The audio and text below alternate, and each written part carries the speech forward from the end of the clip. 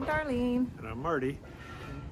We have come to Mexico. We're pretty excited to be here, and this is a special time for us. We applied for and received permission to get our permanent resident status. So a few days from now, we'll be making our way to Playa del Carmen to finish up the process. So this video, we're going to walk you through the process that we had to do in Canada and how we completed it here. Like Marty said, we've applied for permanent residency. There's many ways to get residency here in Mexico. It can be temporary, it can be family reunification. There's all different ways, but we are specifically talking about applying for permanent residency. So come along and we'll show you how that went. Woohoo!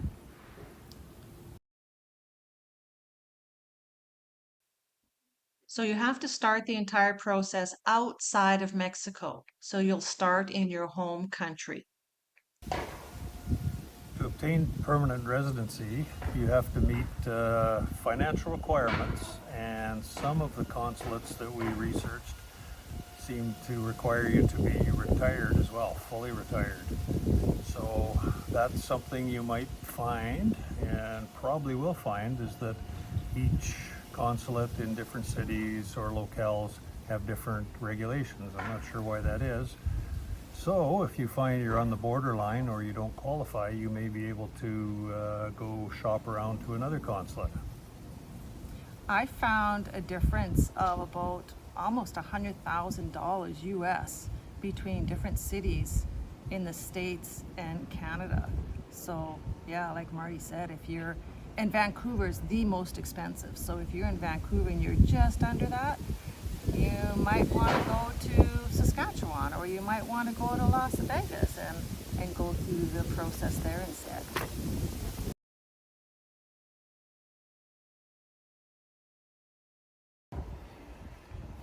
Pre-approval. That's the first step. We found it a little tricky to figure out how to actually communicate with the consulate in Vancouver.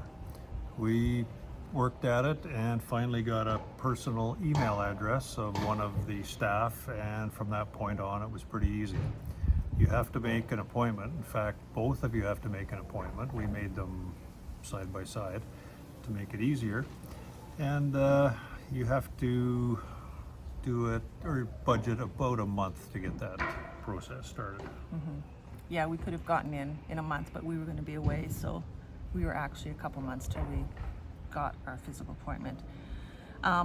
Once you get that appointment, they send you an email and tell you exactly what you must bring as far as documents and everything. Don't bring anything more, don't bring anything less. If you don't have exactly what they've asked for, you'll be turned down, sent away, start all over.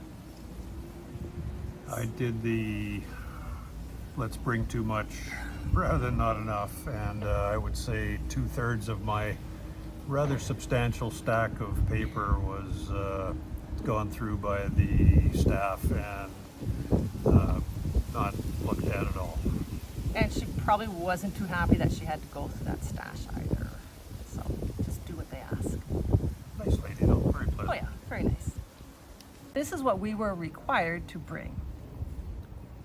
A copy of the appointment confirmation form, your passport plus 1 copy, a color photo headshot, and it's a smaller size than a normal Canadian or US passport size photo, so read the directions and make sure you bring the right size. The visa application form, printed out double-sided. Each person must have one of those. In Canada, the processing fee was $67 Canadian or $51 US each person. You can pay in cash, the exact amount, or with Interact debit card. They do not accept credit cards. And then all the financial records that they have requested. Financial proof. The options available to you are simple.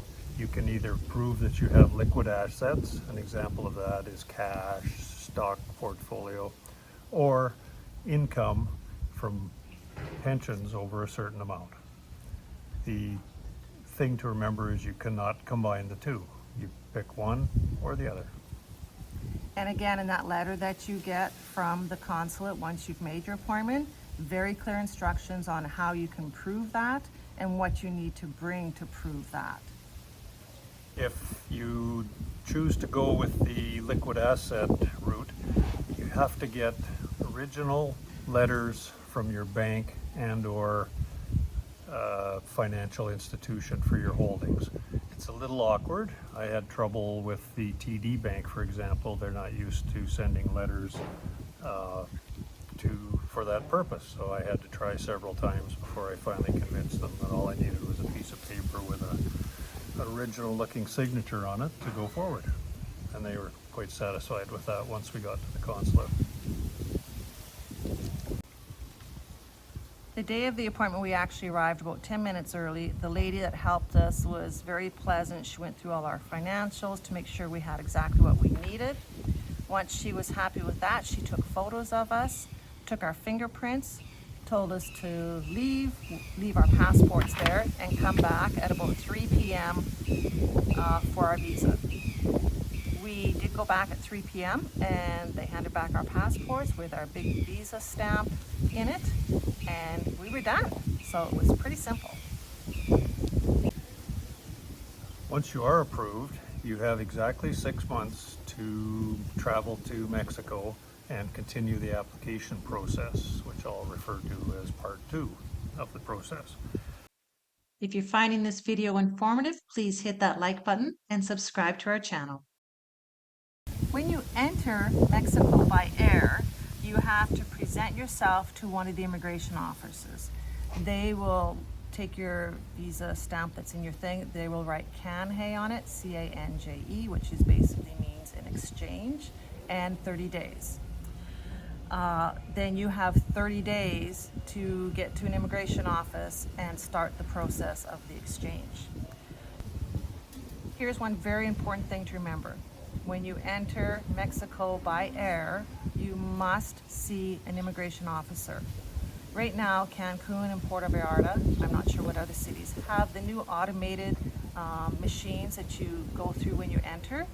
You cannot use that. Those are for tourists. If you go through one of those automated machines, you are entered as a tourist and everything is void, and you will have to start all over back in your home country. So make sure you line up in the lines so that you physically see an immigration officer. So you can complete this process in Mexico on your own, but we chose to hire a facilitator. Several reasons for that. We're not 100% fluent in Spanish, and that could be a problem. And we know that the facilitators have an easier way of booking appointments than us going and standing in line and hopefully maybe getting an appointment that day. And I know that it's very backed up right now as far as getting appointments. So that ended up being a very good strategy for us. So we are entering Mexico in Cancun, and we hired Teresa Mendiola in Playa del Carmen. And I'll put her contact information below in this video. Her fee, as of today, is 5,000 pesos each person. And she makes the appointment, fills out the forms, accompanies us to the appointment, and takes care of everything. The actual immigration fee for permanent residency is today 6,236 pesos each person. And I believe you can pay by credit card. We'll let you know after we get there.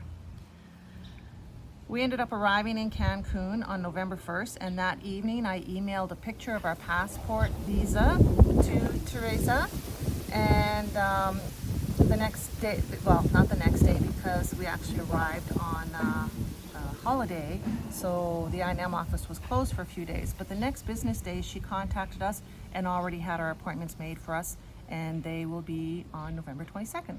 So that's all we can tell you for now. We'll fill you in for the part 2 later. You may be wondering, why the heck are you guys doing that when it costs so much? We hopefully will be traveling for many years to come in Mexico. We want the flexibility of being able to come or go and stay as long as we wish. There's other parts of Mexico that we want to explore, and it just gives us extra flexibility. It gives us easier access to some of the transportation systems, and it just feels good at this point. Yay! A couple of days before our appointment, our facilitator Teresa contacted us and asked us many questions like our height, weight, any visible tattoos, how many children do you have, what is your religion, where did you live prior to this? We just emailed that information back to her, and that's what she used to fill out all the forms. The other thing you need is a utility bill with your address on it. It does not have to be in your name. You just need a current utility bill with the address. And I had to email that to her. Then she also told me on the day of the appointment, do not wear any earrings or a necklace. If you have long hair, you have to have it tied back. And this is what she told us to bring for the day of the appointment.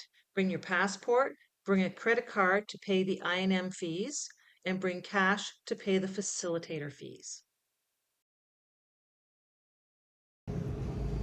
Today's the day. Here we go into Playa del Carmen to get our residency. Yay.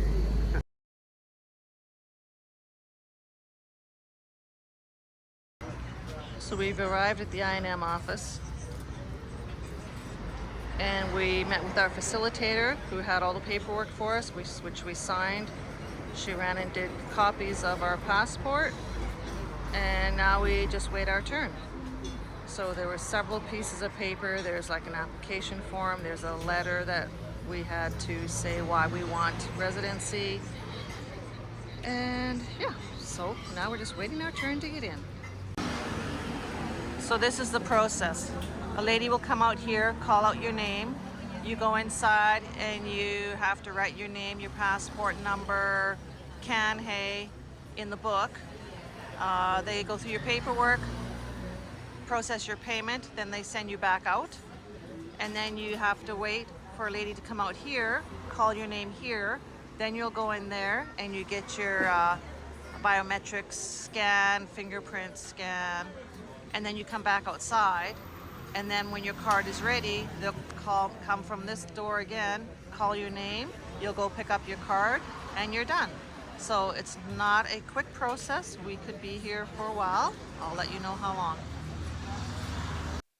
So the entire process for us took just under 5 hours. We met our facilitator at 10:45, and around 3 o'clock we had our new residency cards in our hand. Okay, it's official. We have our permanent status as residents of Mexico. Woohoo! Yeah. So the whole process Yippee. was, I'd say, fairly easy. It was a long day, a lot of sitting and waiting and sitting and waiting and sitting and waiting. But I'm certainly glad that we hired the facilitator, just so that our day didn't have to be even longer and we didn't have to go at 7 o'clock in the morning and hope to get an appointment for that day, or have to go back several days, or have an error in the paperwork or whatever. All the paperwork was correct. There was no issues there. It's just the process is a long process for that one day. So, It's done. woohoo! Mucho gracias.